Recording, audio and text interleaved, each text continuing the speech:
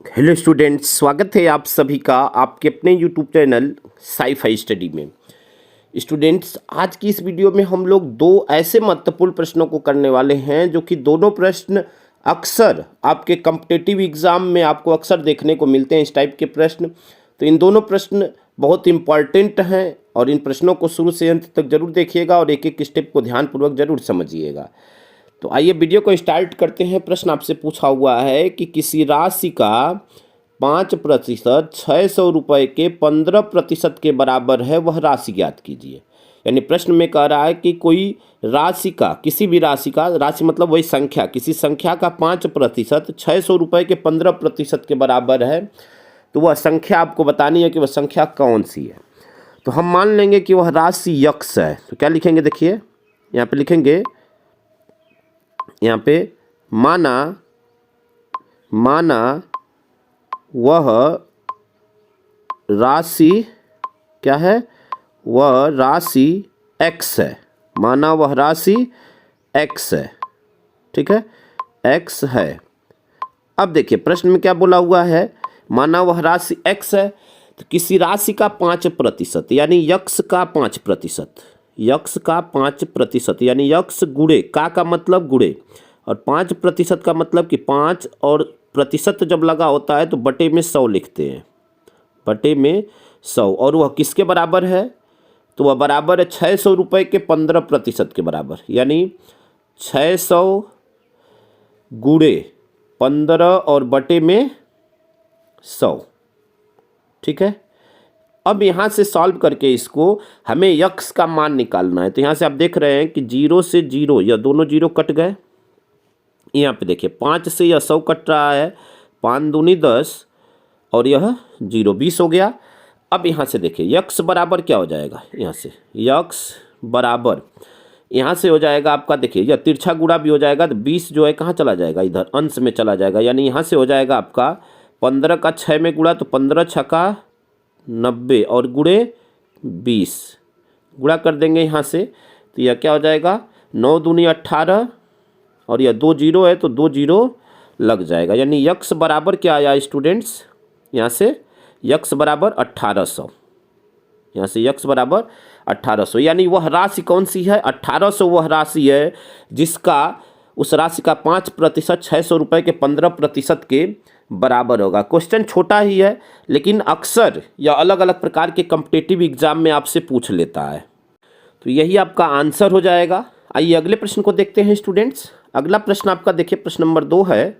यहाँ से एक गांव की जनसंख्या 1200 है, इसमें 40% पुरुष हैं, 30% स्त्रियां हैं और शेष बच्चे हैं, तीनों की अलग अलग संख्या ज्ञात कीजिए। देखिए कह रहा है कि गांव की कुल जनसंख्या 1200 है, जिसमें से प्रतिशत में बताया हुआ है, संख्या में नहीं बताया हुआ है, प्रतिशत में बोला हुआ है 40% पुरुष हैं, 30% स्त्रियां और शेष बच्चे हैं, और तीनों की अलग अलग संख्या बतानी है। तो देखिए टोटल जो प्रतिशत होता है वह 100 होता है। यानी अगर बच्चों की प्रतिशत की मात्रा अगर बताएं, यहाँ से अगर हम कहें कि उस गांव में बच्चे कितने प्रतिशत हैं, तो यहाँ पे लिखेंगे बच्चों की प्रतिशत मात्रा। तो देखिए यहाँ से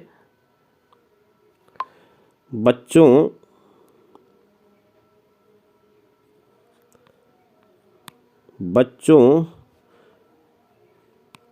की प्रतिशत मात्रा,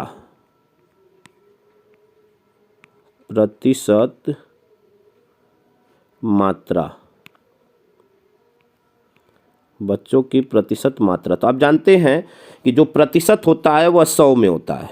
यानी यहाँ से क्या करेंगे, 100 और माइनस, यहाँ से देखिए 40 और 30 यह स्त्रियां हैं, तो इन दोनों को जोड़ देंगे और 100 में से माइनस कर देंगे, तो 40% और प्लस 30%, तो इन दोनों को जोड़ देंगे और 100 में से क्या कर देंगे, माइनस कर देंगे, तो 100 अब माइनस 40 और 30 क्या हो जाएगा, 70।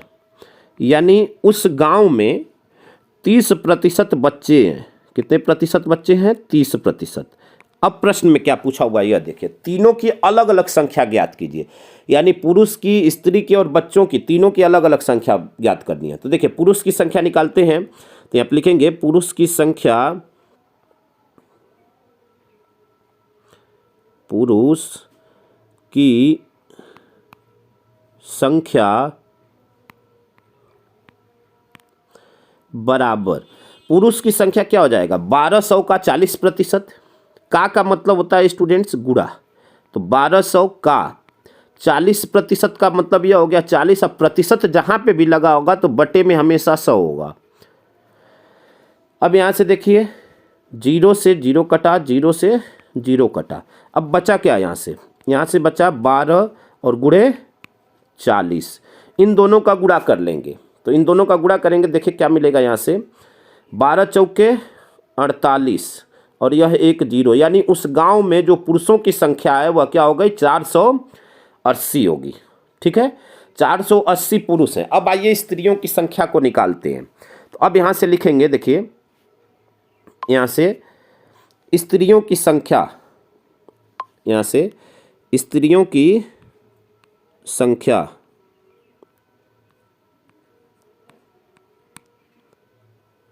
स्त्रियों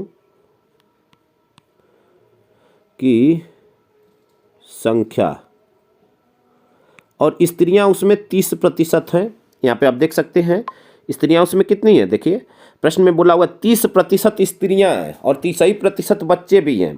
तो जब 30% स्त्रियां हैं तो हम 1200 का 30% निकालेंगे। तो यहाँ से देखिए क्या हो जाएगा 1200 का मतलब गुणा अभी हमने बताया और इसका 30%, यानी 30 और प्रतिशत लगा हुआ है तो बटे में क्या हो जाएगा 100 हो जाएगा।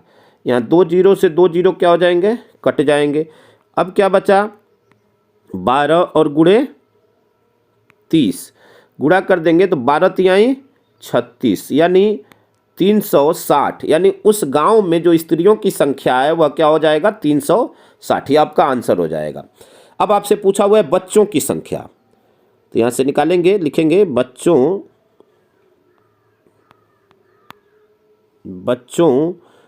की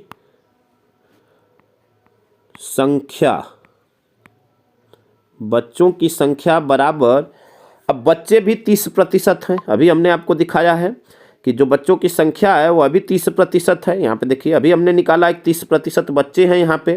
ठीक है, तो जब बच्चे भी 30% हैं तो अब यहाँ से हम 1200 का 30% निकालेंगे। आंसर तो यही आएगा 360 ही, क्योंकि यहाँ पे अभी 30% निकाला गया है। तो देखिए क्या हो जाएगा 1200 का 30% का है तो गुणा लगेगा बटे में 100। 0 से 0 कट गया, यहाँ से क्या हो गया 12 और गुणे 30, यहाँ से गुणा हो जाएगा 12 तिहाई 36 और यह 0 360, यानी उस गांव में बच्चों की संख्या कितनी हो जाएगी 360 हो जाएगी। तो यही आपका आंसर हो जाएगा। पहला आंसर आप यहाँ पे देखें, पहला आंसर आपका यहाँ पे था, यहाँ पे आपका 480 आया जिसमें पुरुषों की संख्या आपको पता चला। दूसरा जो है आंसर आपका यहाँ पे आया, यहाँ पे आप देख रहे हैं यहाँ पे 360 और तीसरा आंसर आपका यहाँ पे 360। अगर इन सभी को जोड़ेंगे तो यह टोटल 1200 होगा। ठीक है, उम्मीद करते हैं स्टूडेंट्स कि यह पूरा प्रश्न आप बिल्कुल अच्छी तरह समझ गए होंगे। स्टूडेंट्स अगर यह वीडियो आपको अच्छा लगा हो तो वीडियो को लाइक शेयर कमेंट करें और चैनल पे नए हैं तो चैनल को ज़रूर सब्सक्राइब करें, क्योंकि यहाँ पे ऐसे ही लगातार आपको वीडियो, छोटी छोटी वीडियो जो कि बहुत इंपॉर्टेंट होती है अलग अलग प्रकार के कॉम्पिटिटिव एग्जाम के लिए, तो ऐसी वीडियो आपको हमेशा प्रोवाइड की जाती है। धन्यवाद। जय हिंद, जय भारत।